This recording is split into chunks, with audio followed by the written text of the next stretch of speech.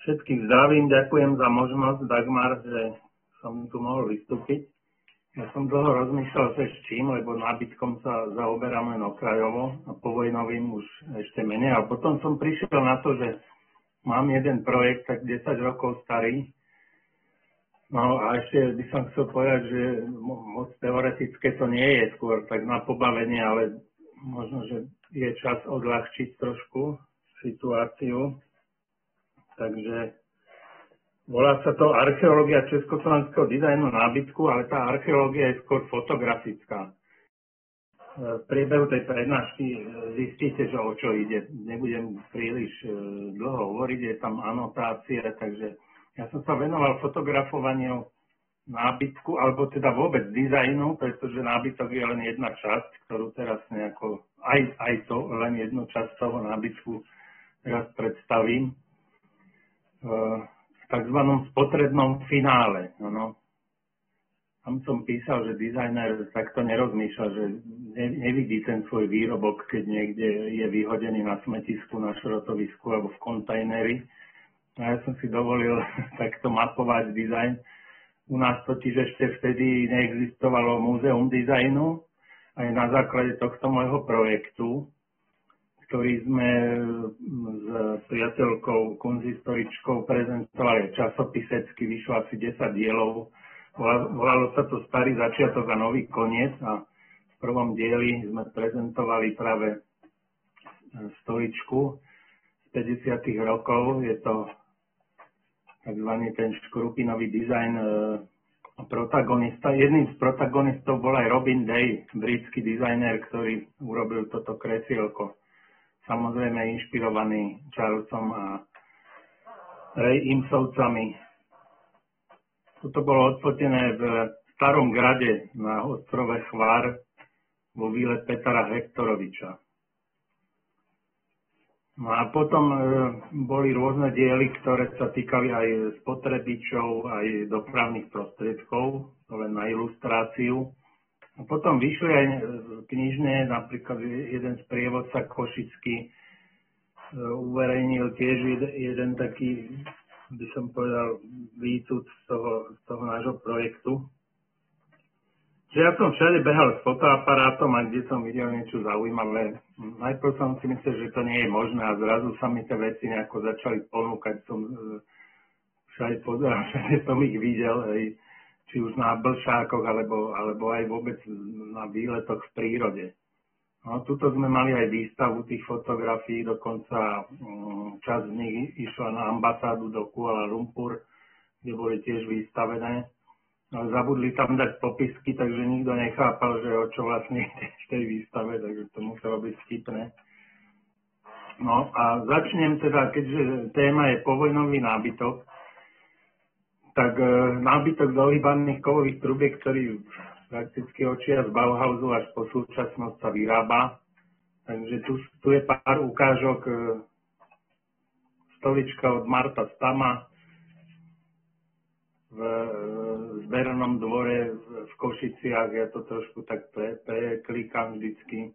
No, zaujímavé je nájsť v prírode nejaký kus nábytkového nábytok, ktorý podlieha zubu času a exteriéru a nepriaznivom počasia. To je tiež napríklad tá stamová pružná stolička vyhodená v kríkoch a postupom času zarastená a podlieha takto možno, že dnes už aj úplne splynula s prírodou. Toto je nedávny obrázok, ktorý som našiel po česky v Kopřivách alebo v Žihrave po slovensky neďaleko mojej chalupy. Táto konštrukcia mi nie je veľmi známa, tak možno odborníci budú vedieť, že je to samozrejme, že nejaká odnož toho dizajnu trubkového, ktorý rozvinul Marcel Breuer a potom množstvo ďalších dizajnerov, Jindřich Halabala. U nás sa vyrábali v množstve podnikov, áno. Jedným z nich je teda v Bystrici pod Hostinem známa firma Slezák, alebo za socializmu Kovona. No, tu sú nejaké príklady zo šrotoviska. Ale toto je zaujímavé, tu som objavil také dvojkreslo. No, oni boli spojené spolu a područka bola len na ľavej a pravej strane, čiže vznikla určitá taká lavica pre dvoch, čo som nikde predtým nevidel. Možno, že neviem, či bude diskúzia, potom v diskúzii by sa prihlásil niekto, kto to pozná. No, nedal sa identifikovať výrobca ani dizajner. No, tu je trošku taká zimná idylka, toto je už taká Breuerov dizajn, alebo teda jeho súčasná podoba, lebo vyrábajú sa stále tieto kresielka. No, u nás Kodreta Mijava vyrába, myslím, že aj v súčasnosti ešte vyrába trúbkový nábytok a toto je taký dizajn z 80. rokoch. Podaní Hreščáka a Chleba, Miriam Chlebo a Hreščák.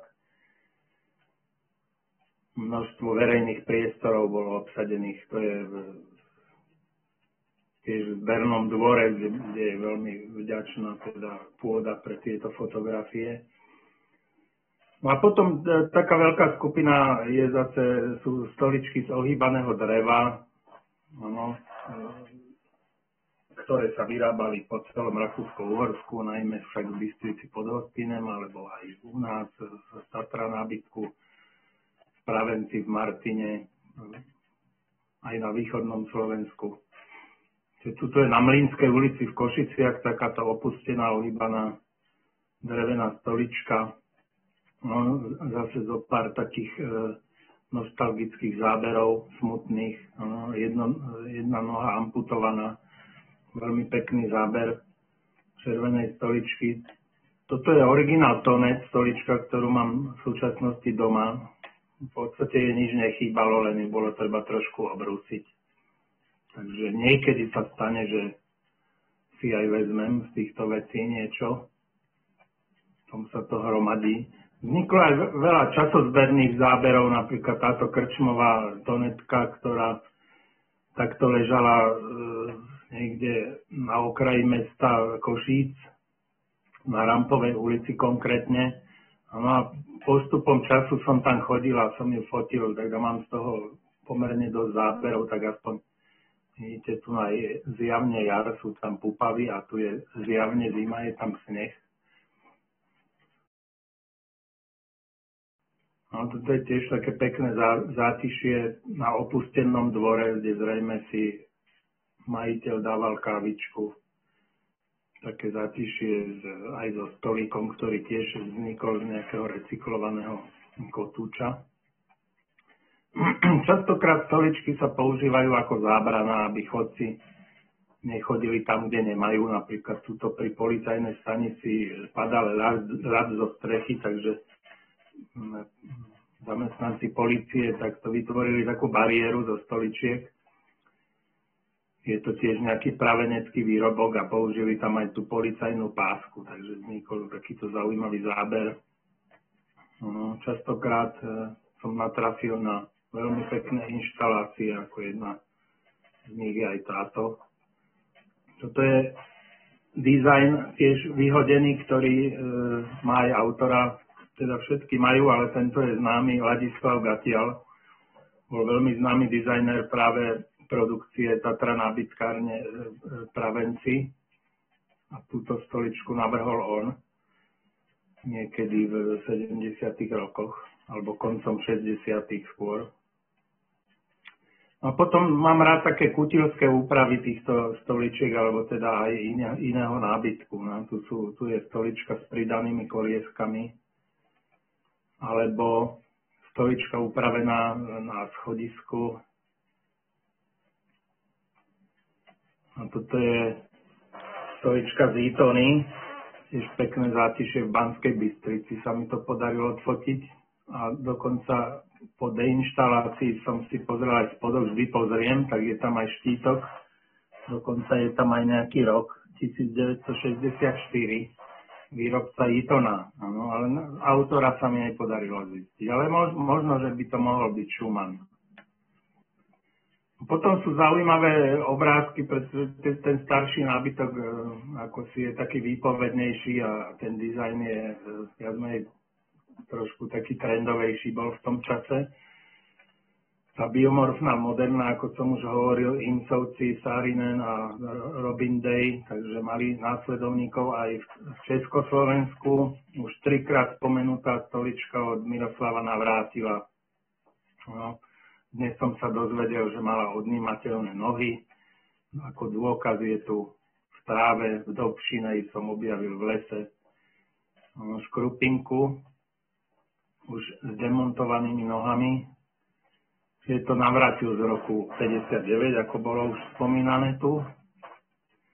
No a ďalší Navrátil sa objavil v kontajneri, veľmi zachovalé kreslá. Tieto sú pomerne slávne a myslím, že aj veľmi originálne v rámci Československa aj sveta, pretože tento dizajn teda nebol úplnou kópiou tých svetových vecí, podľa mňa. No, tu je tiež veľmi zachovalé kresielko. V roku 62 bolo na Trienále v Miláne. No, tuto je už ďalší protagonista toho biomorfného nábytku škrupinkového, to je František Jirák. Od neho mám niekoľko záberov kresiel z 50. rokov, čo bolo, ako už tiež bolo povedané u nás, celkom pokroková metóda výroby. Svojím spôsobom nebola ani veľmi pozadu oproti svetu. Čiže tu je ďalší Jirák. No, tu je Jirák z Potoka pri Solivare v Prešove. Už úplne oholený od čalúnenia. Takisto nôžky už v pokročilom štádiu uniloby. Ale sedák škrupinový z laminátu je ešte v celkom dobrom stave. No, tu je nejaká taká záhradná úprava. No, tie sedáky boli nastriekané jedna striebrenkou a jedna červenou farbou, takže to mohlo byť veľmi zaujímavé. No, ale tu už sú vyhodené v kontajneri v Kosite, čo je zberný dvor v Košiciach. No, zaujímavá je zbierka. Ilona Nemet zbierala tieto kreslá, čalúnila ich do bieleho poťahu a premietala na ne videá. Je vlastníctvom Národnej galérie teraz táto zbierka kresielok. No, k tomuto dizajnu ešte František Jirák robil takéto stoličky. Je to zhruba z roku, to som našiel tiež jeden štítok. Robili sa vo viacerých firmách, aj z Tatra nábytok práve ich robil, aj myslím Mierto Polčany a iné. Takže toto bola taká veľmi pekná štvorica v tiež zbernom dvore. Tu je štítok, bohužiaľ expedované dňa, asi už to vybledlo. No, veľmi pekné sú niekedy zátišia, ktoré vznikajú nejako nechtiac týchto slavných nábytkov. Tu je jeden taký príklad, aspoň za všetky. No, túto stoličku sa mi nepodarilo identifikovať.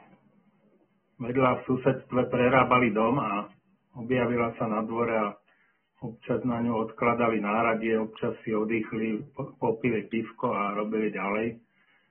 Tak som si ho odfotil, keby náhodou niekto vedel, dajte mi do chatu správu. No a posledná skupina sú potom drevené kreslá, ktoré tiež už boli tu spomínané od Jaroslava Šmídeka. Hlavne teda tu sú napríklad dve vyhodené, áno, už asi tiež zo 2-3 krát spomenuté kreslá s ohýbanými područkami. Som si tu aj poznačil, je to 69-71, ak sa nemýlim, číslo. Z roku 50, teraz neviem, 9, som to nájsť. 62, som pedagogicky ako správne uviedol. No a tu je to isté kreslo, teda toho istého dizajnera Jaroslava Šmídeka, preplnenom kontajneri. ako pózuje. No tu je Šmídek tiež, Jaroslav Šmídek s odnímateľným čalunením. Čalunenie je odňaté, ako vidno. A často zase sa stretávať, že tento typ kresla je vyhodený alebo slúži ako zábrana, aby tam neparkovali auta napríklad. Tiež tu mám nejaký časozber. Objavil som fragment tohto kresla tiež na okraji mesta.